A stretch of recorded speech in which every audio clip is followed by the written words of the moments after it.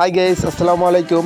So দেখতে পাচ্ছেন phone off করতে গেলে যে এরকম সমস্যা হয়, মানে এই যে গুগল অ্যাসিস্ট্যান্টটা এটা চলে আসে, ফোন অফ করা যায় না। এখন এরকম চিহ্ন দিছে আর কি, এটা জিমিনির অপশন দিছে এআই। সো এটা কিন্তু গুগল অ্যাসিস্ট্যান্ট ছিল, এখন কিন্তু বর্তমানে এটা দিছে যে আপনার ফোন অফ করতে গেলে এরকম চলে আসে, কোনোভাবেই ফোন অফ করা যায় না। সো আজকের ভিডিওতে আমি দেখাবো যে আপনারা কীভাবে সহজেই ফোন অফ করতে পারবেন, মানে এইটা আপনারা রিমুভ করে দিতে পারবেন। আপনাদের ফোন থেকে কখনো আর ফোন অফ করতে গেলে এরকম সমস্যায় পড়বেন না। তো বন্ধুরা, চলুন ভিডিওটি শুরু করা যাক। ভিডিওটি স্টার্ট করার আগে আপনাদের কাছে ছোট্ট একটি রিকোয়েস্ট থাকবে, চ্যানেলে নতুন হয়ে থাকলে অবশ্যই সাবস্ক্রাইব করে দিবেন, কেননা আমি সবসময় সঠিক তথ্য দিয়ে কিন্তু ভিডিও বানাই। সো ফার্স্টে আপনি চলে যাবেন আপনার ফোনের সেটিংয়ে।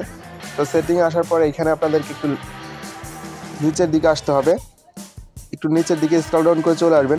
তো তারপরে এখানে দেখতে পাচ্ছেন অ্যাডিশনাল সেটিং, এই অ্যাডিশনাল সেটিংয়ের উপরে এই যে অ্যাডিশনাল সেটিং দেখতে পাচ্ছেন, এইটার উপরে একটু ক্লিক করে দিবেন।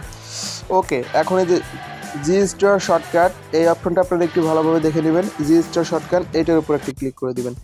এখন ফার্স্ট যে অপশনটা দেখতে পাচ্ছেন, যে এইখানে যে lunch digital assistant press and hold and power button, মানে পাওয়ার বাটনে ক্লিক করার পর 5 সেকেন্ডের মধ্যে কিন্তু ওই জিনিসটা এসে থাকে, শুধু বারবার ওইটা আসে, যে আপনার যেটা দেখালাম আর কি, গুগল অ্যাসিস্ট্যান্ট। জাস্ট এটার উপর একটা ক্লিক করে দিবেন। তো তারপরে জাস্ট আপনারা এই পাওয়ার বাটনের এইখানে এই জাস্টটা এটা অফ করে দিবেন, যে এখানে যেটা দেখতে পাচ্ছেন এটা জাস্ট আপনারা এখান থেকে অফ করে দিবেন। ওকে, এখানে এটা অফ করে দিলে আপনার ফোনে এখন আর অফ করতে গেলে কিন্তু আপনার ফোনে আর ওইটা আসবে না।